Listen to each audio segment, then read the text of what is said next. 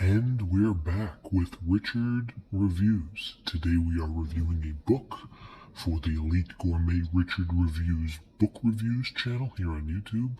And today's book Richard will be reviewing for us is titled The Wind-Up Bird Chronicle by Haruki Murakami. This is considered by many to be Murakami's greatest, at least one of his greatest. According to the Chicago Tribune, this is dreamlike, and Murakami is a genius. This is Richard's piece. This is his middle of the water piece, right on the neck of the ice. And Richard has completed this piece. He obtained it in the year 2014, and he completed reading it by that same year. He read it that same year, 2014, and he considered it one of Murakami's bests. Richard does agree with the praise that this piece deserves and it receives. Richard thinks that this is one of Murakami's best pieces so far. Richard has read a fair amount of Murakami's pieces, and this piece is no different. Richard is quite the fan of Murakami. He claims Murakami is one of his favorite literature authors, and the explanation that Richard gives, which of course is historical, of his passion, is that he finds his liking towards Murakami a little atrocious and definitely foreboding of the delicate, delicious meals that Murakami can prepare. It is a beautiful book. This piece right here, this is Richard's piece. He purchased this piece fair game back a while ago, but this is not Richard's favorite Murakami book. That title would have to be a close tie between Norwegian Wood, or perhaps Richard really does appreciate Kafka on the Shore. Richard has also read many others by Murakami, claiming that his pieces bring in a sort of well-intriction towards the reader, where there is usually cats, some form of a well, a life straw, a vestibule, a girl that suddenly vanishes throughout the novel is a common occurring piece. So this main character, Richard really fond with, and there was a lot of blood early in the novel. The issue of blood, of course, is very strong with Richard, since he is a New York native growing up in the upstate region of the Appalachian Mountain Trail, upstate New York for Richard's standards. Richard is also a man of the Bible, so this piece was very hard for him to get through, since the initial setback was about a special Christmas and the religious Jesus Christ sanctum. Richard also started washing his hands a lot during reading this. That was in one of his footnotes. He understands the significance of washing your hands, but he really took it on as a full-on hobby of his to wash his hands during the cultivation of this piece, which Richard ultimately claims brought back numerous attention and thorough enjoyment through the piece itself. Richard also felt that there was a magnification of the purest heart during the ultimate entanglement, as well as the espesis and the infancy with the passion. So the main character, whose name is Asciato, who goes by the name Go in this piece, ultimately loses his wife after she makes him track down their cat. There is a lot of Russian literature in this book, mapped with a little Fyodor Dostoevsky, some Leo Tolstoy, which were both great influences on Murakami himself.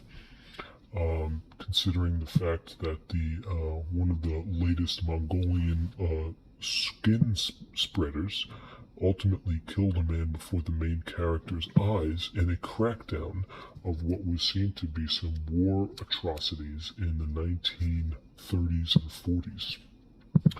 Unfortunately, this man ended up not only losing his cat, but losing his wife, and he sort of fell in love with May Crisago, a special French croissant that was formed from a delicacy in the 1960s, named after a lake in the southern Georgian region.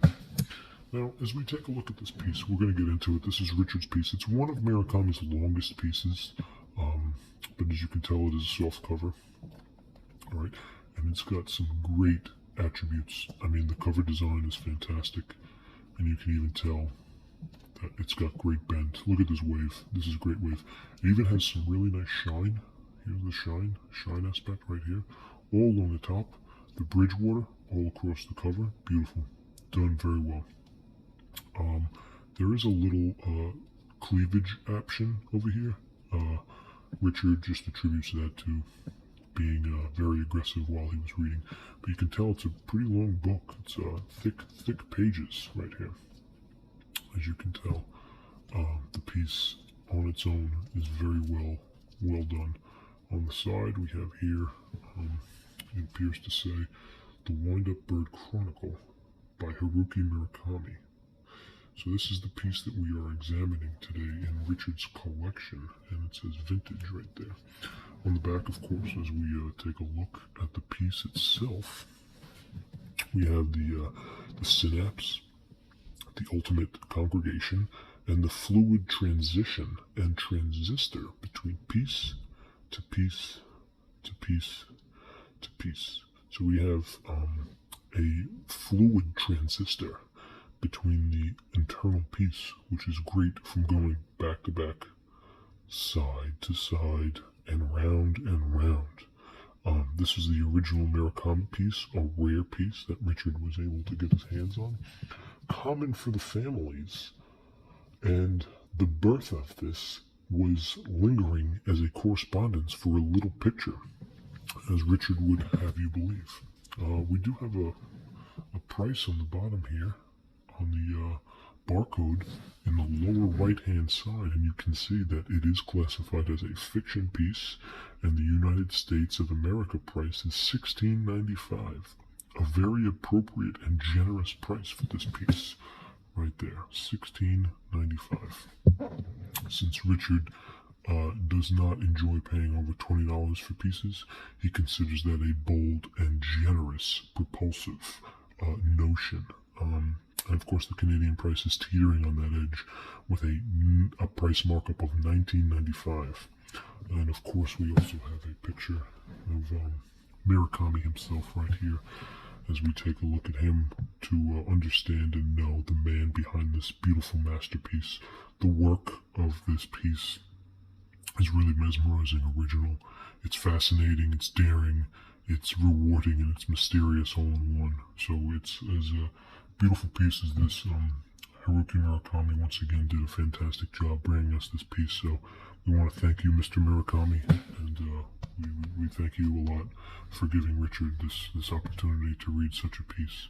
Richard is grateful for you, and you are grateful for Richard, so thank you for that. Inside the piece, though, it's a pretty big piece, as you can tell. I mean, it's thick. There's a lot of pages in this. This is a very long book for Richard's standards.